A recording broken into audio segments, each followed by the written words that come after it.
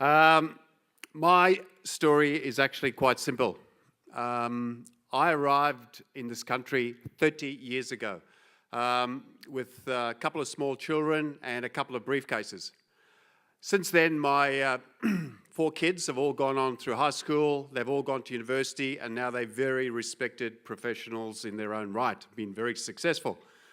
I've been, I suppose, most people our age, we have a few health issues in our life, and I can honestly say that the health system in this country, and more recently Queensland, has been absolutely amazing in terms of what they've done for me. So I'm very much appreciative of that. When I walk down the streets of Melbourne or Sydney or Brisbane, I actually feel very safe. I don't feel threatened at all. I feel as if I'm comfortable. And to me, this has been the lucky country. This is a country where I can call it my own now, and I've been very fortunate to be a successful part of it. And Australians have welcomed me with open arms. I'm actually an Australian now, so I can actually call myself Australian. And when we hammer those Springboks, I cheer for the Aussies. But to a certain degree, I'm really concerned. Why am I concerned? Because the industry that I'm involved in, the food industry in this country, is facing some extreme pressure. It's facing a situation like it's never faced before. I was going to use the word destructive, but it might be extreme. But at the end of the day, we all know what we mean here. There are live examples happening all around the country where icons within the grocery industry are shutting up and leaving town. We've just had this situation in Victoria where the Heinz factory, been around for countless knows how many years, shut down, jobs have gone to New Zealand and other parts of the world. We've just had the Reckitt Benckiser factory in the western suburbs of Sydney, been around since the 1950s, producing such great icons as Louis the Fly, shall I say, and others, and certainly household names within the household industry. Shut down 3 weeks ago, left the country. Jobs being exported to China and such like.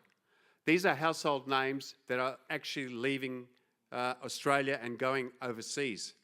These are Australian jobs that are actually leaving. You can talk about the milk industry.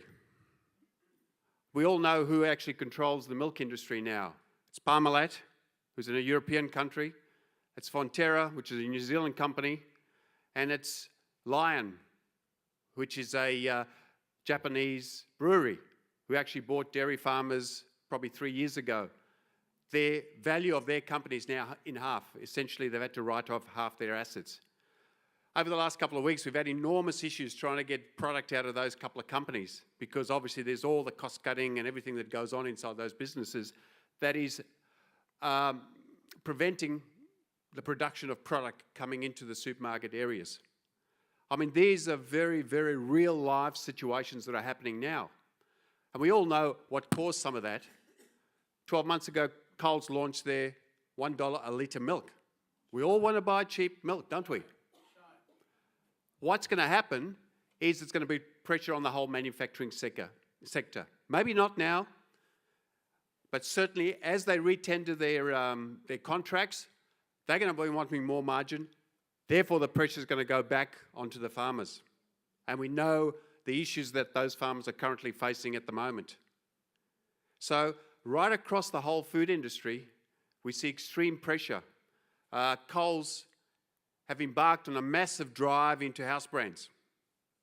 It's great. We get cheap product. But guess where that product's coming from? It's from Iran, Turkey, Asia. You actually don't, unless you read the fine print, you actually don't know where those products. 60 to 70% of Coles' house brands are now coming from overseas. And guess what? Woolies are going to follow. They're going to do exactly the same. So what you're going to see now is a lot of imported product basically on our shelves. Icons, Australian icons that we all love and remember going back a long time will disappear from our shelves. So it's a real extreme situation, and I don't know what the short answer is, but I do know that there are people that care, people like Bob, who really care about the Australian farmer and the Australian industry in this country. So, Bob, you're going to go a long way, and we're all behind you.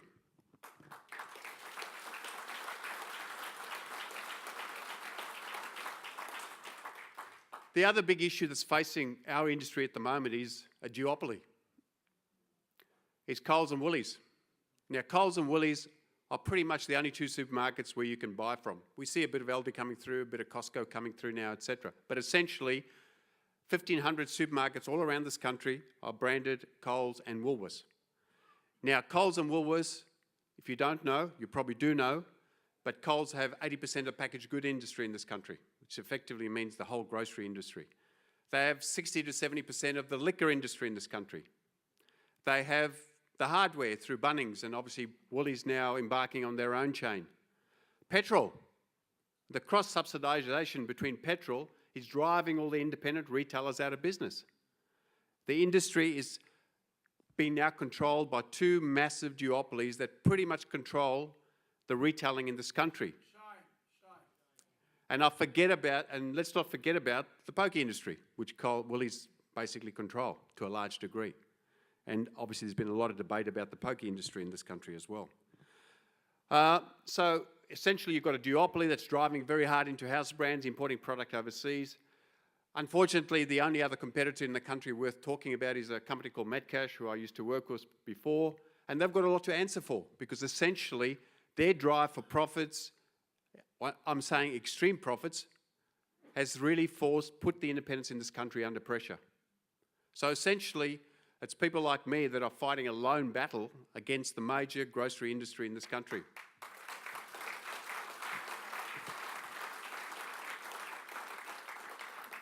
Those profits they can get once, but once those independent stores close around the country, boy, where are you going to shop?